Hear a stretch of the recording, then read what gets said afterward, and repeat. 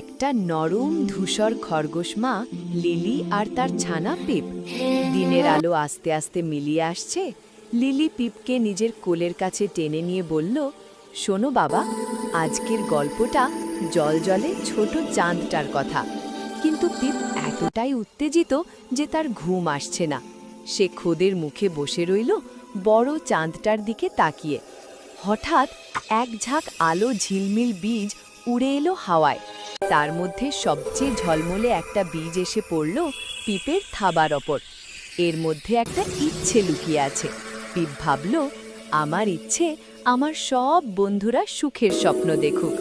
তারা সেই বীজটা রোপণ করল নরম মসের ওপর। সেই জাদুর ছোট চাঁদটি আস্তে আস্তে ভেসে এলো পিপের নাকের ডগায়, আর দুজনে ঘুমিয়ে পড়ল একসাথে শান্তিতে দুটি চাঁদের নিচে।